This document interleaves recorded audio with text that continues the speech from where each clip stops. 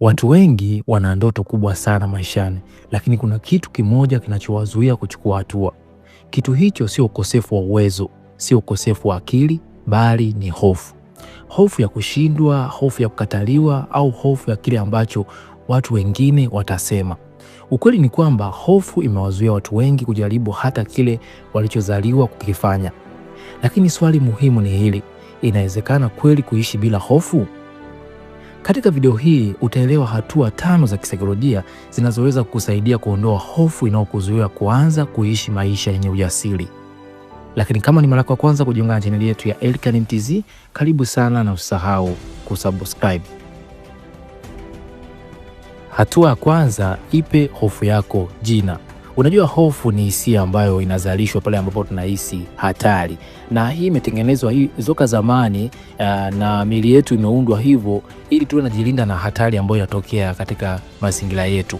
So mara nyingi kuna muda hofu pia inaweza ikaja kwenye mazingira ambayo hata yana hatari, lakini yakakuasili kuchukua hatua ambazo huenda zikawa sio nzuri. Sasa kisaikolojia, unapoipa hofu jina, maana yake unakuwa umeipunguza nguvu. Hii kitaalamu tunaita affect labeling, kwa sababu kitu chochote ambacho ukiwa haukijui jina lake tayari kinakuwa kwenye sehemu ya ubongo ambayo inaitwa amygdala. Amygdala ni sehemu ya ubongo ambao huaga inaongoza hisia, na hisia huwa zinaongoza asilimia kubwa ya maamuzi yetu bila kufikiria. So unapoipa hofu yako jina, tayari unakuwa umeitoa kwenye sehemu ya hisia na kuirudisha kwenye akili ya kawaida ambayo ni sehemu ya ubongo ambayo inaitwa prefrontal cortex. So hiyo sehemu hofu itapunguza nguvu, manake utaanza sasa kufanya uchambuzi wa kwanza kuichunguza, lakini huwezi kufanya uchambuzi kwa kitu ambacho ukijui.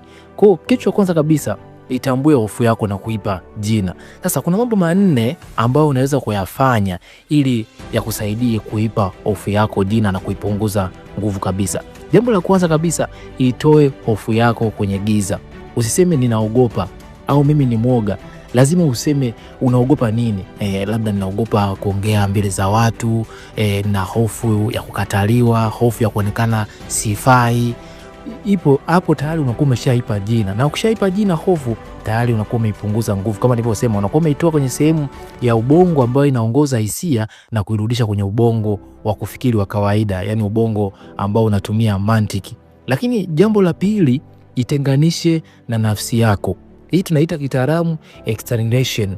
Unajua kisaikolojia, unaposema neno mimi tayari unakuwa umeunganisha utambulisho wako au nafsi yako. Lakini sasa ukitoa kwenye ule utambulisho wako ukakiweka kitu pembeni, maana yake kinakuwa kinaonekana hakina maamuzi ndani ya maisha yako. So kwenye hofu usiseme mimi naogopa, tayari utakuwa umetengeneza utambulisho badala ya hofu yenyewe. Unajua hofu ni hisia, ni kama yale mawimbi ya maji ambayo yanapita na kuondoka. So unaposema mimi, maana yake unakuwa umejitambulisha wewe ndio hofu, sio hofu yenyewe. Lakini unapoitoa hofu kwenye utambulisho wako na kuitaja kama ilivyo, tayari unakuwa umepunguza nguvu. Kwa baada ya kusema mimi ni mwoga, sema kuna sehemu ya mwili wangu inahisi hofu, labda ya kuongea mbele za watu, hofu ya kufanya biashara hii, hofu labda ya kufanya hii interview, lakini usiseme mimi. Hapo utakuwa umekosea. Lakini jambo la 3, ipe nafasi. Kubali kwamba hofu ipo, na watu wengi wanakosea, huwa wanaikimbia hofu. Ukikimbia sio kwamba umeitatua. Ikubali, lakini usiruhusu ikuongoze wewe. Ikubali kwamba hofu upo kweli. Nimepata hofu sasa hivi labda ya kuenda kuongea mbele za watu, lakini sitaogopa kwamba hofu haitaniongoza mimi, bali mimi nitaiongoza mimi na nitaenda kufanya maamuzi haya na haya. Hapo tayari unakuwa umepunguza nguvu kuliko kuikubali hofu afu ukaikubali kuongoze wewe na ikuchukulie maamuzi yako. Hapo itakuwa imepata nguvu. Lakini ukikubali na ukaamua kwamba ipo kweli, lakini haitaniongoza mimi kufanya maamuzi. Lakini jambo la 4, chunguza ujumbe wake. Unajua hofu ni tuseme ni alarm ambayo imetengenezwa kwenye mwili wetu kwa ajili ya kutulinda na hatari mbalimbali. Na toka zamani tulikuwa tunajilinda na mambo mbalimbali ambayo yanatupatia hofu. Hata sasa hivi hapo ukiona kitu ambacho kinakutishia utakimbia kwa sababu ya hofu ya woga imezalishwa ndani ya mwili wako. So mara nyingi ujumbe ambao unazalishwa na hofu mara nyingi huwa unakuja na maana yake husika. Kwa uchunguze ule ujumbe ambao unakuja. Mara nyingi unaweza kuta hofu imekuja kwako kwa ujumbe labda kujiandaa zaidi kwenda kuongea sehemu ya watu, lakini pia kuna hofu mbaya na nzuri. una hofu ile ya kufikirika ambayo haina uhalisia. Kwa mfano labda unataka kwenda kuongea mbele za watu, inakuja hofu na kuambia usijaribu, hicho kitu ni hatari. Hiyo ni hofu ya kufikirika, na kweli ukiangalia sio uhalisia kwamba kweli utazulika. Lakini hofu ya ukweli, sema kweli nimeogopa kwenda kuongea mbele za watu kwa muda huu, lakini hii ni maandalizi ya kujiandaa vizuri kwamba nikaongee vizuri. Unaona kwamba ule ujumbe ambao umekuja wa hofu ni kupa taarifa kwamba utakuwa ujiandae vizuri ili kwenda kuongea na watu kwa ufasaha, kuliko ile hofu ya kufikirika kwamba leo nitaenda kuharibu au watu watanicheka au itakuwa vibaya. Hiyo inakuwa ni hofu ya kufikirika na inakuwa sio nzuri. Sasa baada ya kuipa hofu jina na nafasi, hatua inayofuata ni kuiwahi ile hofu kabla haijaanza kukuongoza. Sasa hapa waga tunatumia kanuni inaitwa kanuni ya sekunde 5, yani the 5 second rule. Unajua kama nilivyosema awali kwamba sisi binadamu huwa tunaongozwa na hisia kwa kiwango kikubwa.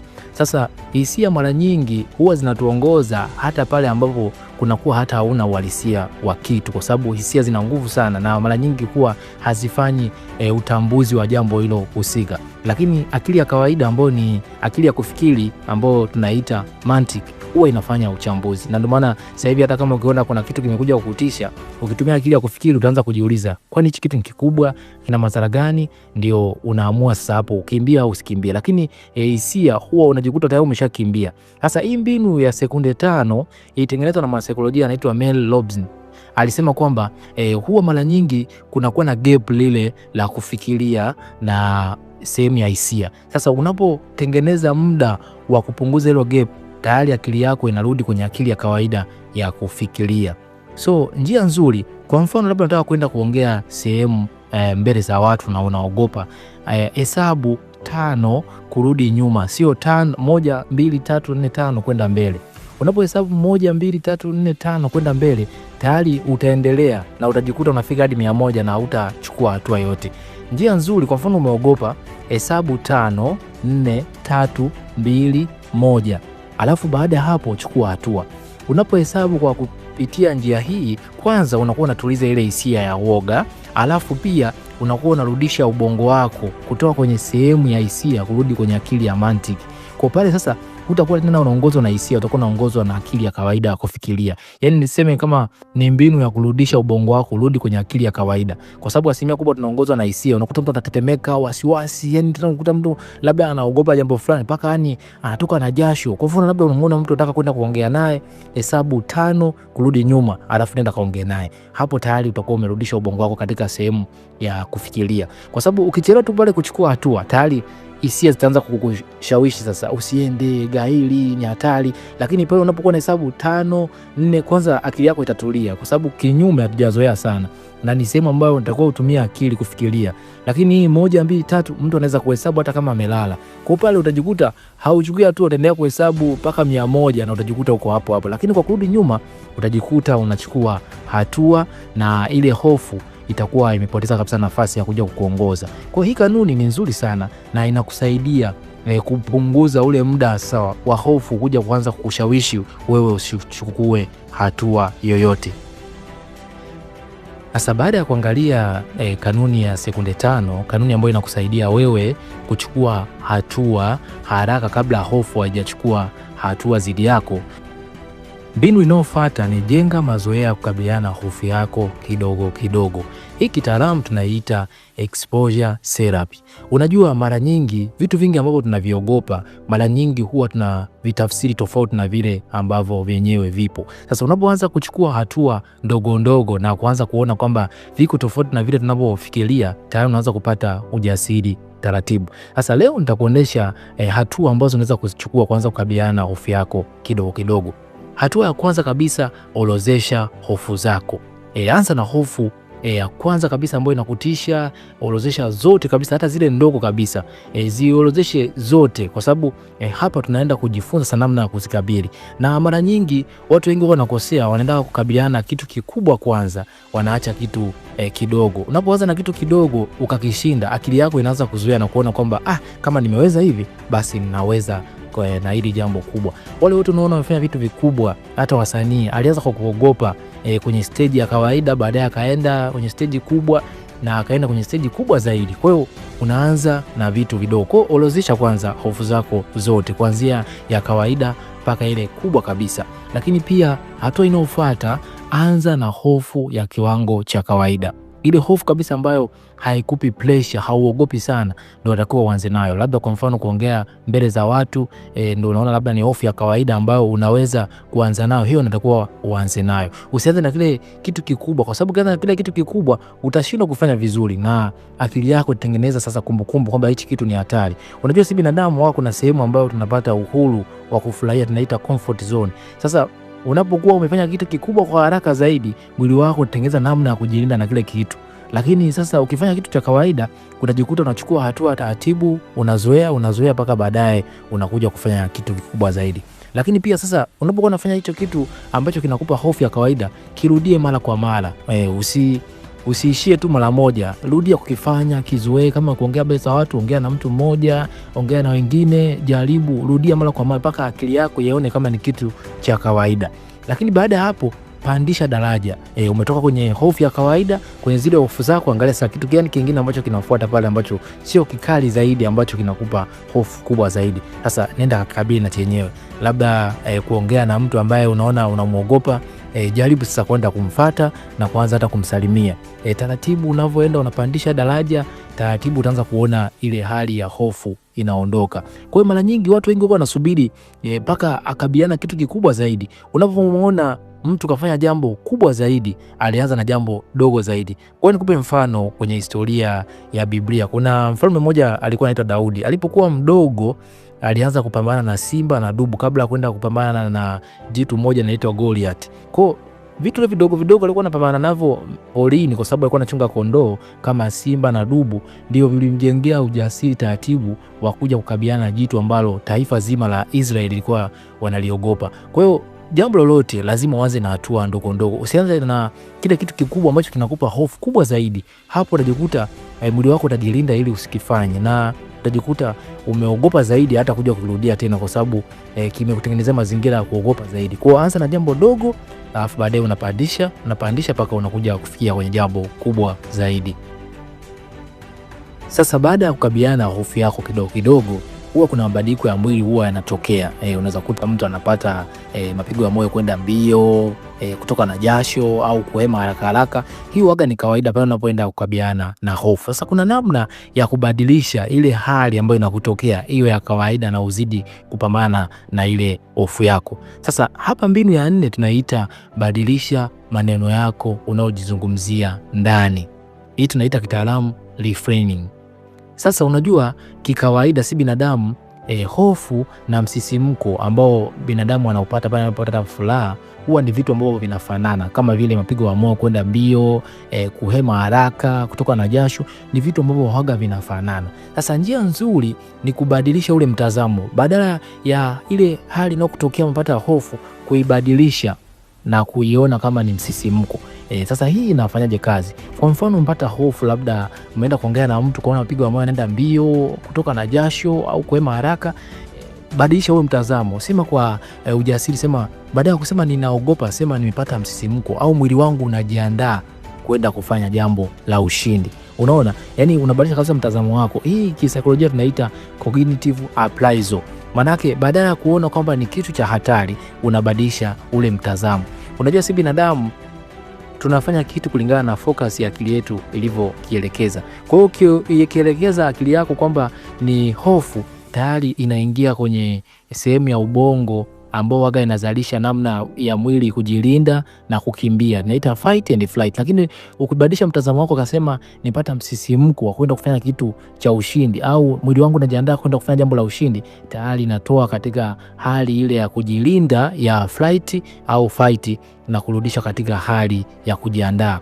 So kuna namna ambazo unaweza ukafanya hii sasa reframing, yani kubadilisha maneno ambayo unajizungumzia ndani. Jambo la kwanza kabisa, tamka kwa sauti. Baada ya kusema ninaogopa, sema mwili wangu unajiandaa kufanya jambo la ushindi, au nimesisimka sana leo hii, au nimesisimka sana kufanya jambo ambalo linaenda kunipatia ushindi. Baada ya kusema ninaogopa au nina hofu sana sasa hivi, hiyo itakuwa imebadilisha kabisa mtazamo wako.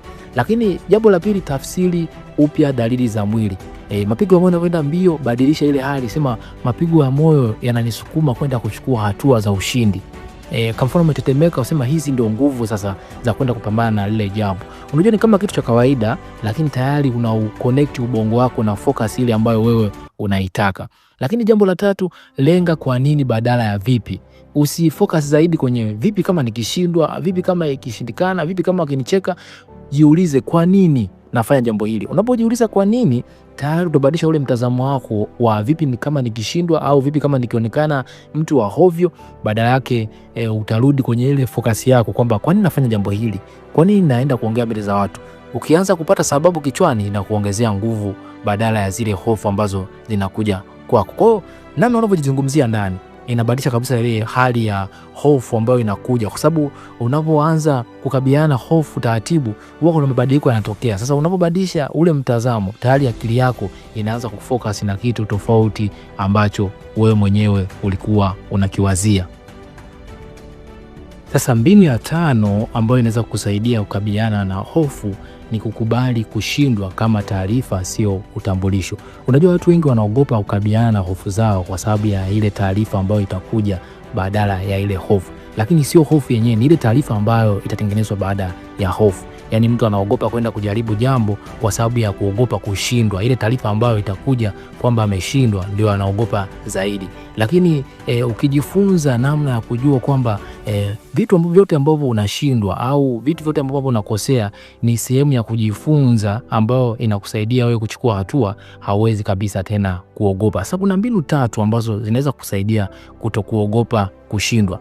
Mbinu ya kwanza kabisa, ona kushindwa ni kama data, yani information. Kwamba unapofanya jambo fulani ukaona umeshindwa au umeenda kuongea na mtu kujibu vibaya, tayari unaona kwamba ni sehemu ambayo utakuwa ujifunze kwamba nimetumia mbinu mbaya, labda sijamsalimia vizuri au sijaanza vizuri inavyotakiwa au nimefanya vitu ambavyo hajapendezwa navyo. Kwa hiyo usione kama ni kitu ambacho ni utambulisho wako kwamba wewe huwezi. Ona kama ni taarifa kwamba nimefanya kwa njia hii haijafanya kazi, basi nitatumia njia nyingine. Kwa mfano labda umeenda kuongea mbele za watu kaona hawajafurahia, basi unajua kwamba kumbe njia nilotumia haijafanya kazi.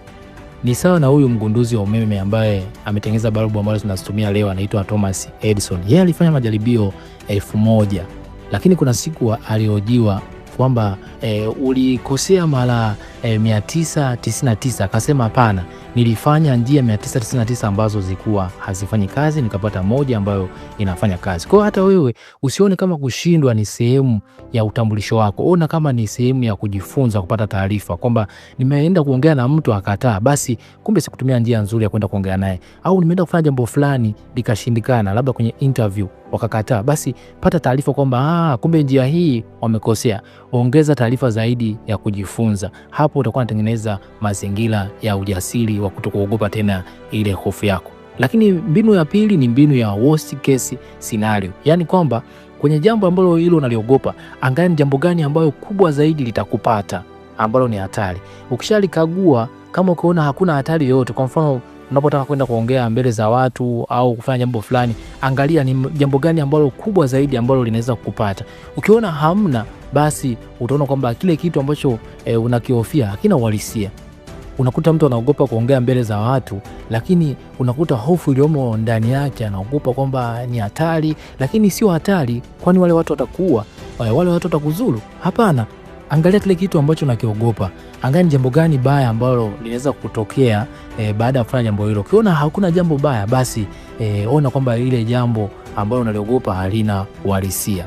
Lakini pia zingatia mchakato, sio matokeo. Watu wengi huwa wanaangalia matokeo zaidi kuliko mchakato. Unajua unapoanza kuongea na mtu mmoja au kupresent mada yako fulani, tayari huo ni mchakato wa kwenda kukabiliana na hofu. Lakini usiangalie matokeo kwamba nimefanya hivi au majibu yamekuja mazuri au nimejibiwa sawa. Wewe angalia nimeweza kujaribu kukabiliana na hofu yangu. Nilikuwa naogopa kuongea na mtu, nimeweza kumsalimia hadi kumsimamisha labda na kuongea naye, au kuongea mbele za watu nimeweza kusimama na kuongea mada yangu. Usiangalie kwamba kwanza wamependa au hawajapenda. Matokeo yatakufanya usichukue hatua. Anza kwa kuzingatia mchakato. Unapozingatia mchakato, akili yako inaanza kuamini kwamba hili jambo linawezekana taratibu, na baadaye unaweza kufanikisha kushinda hofu yako.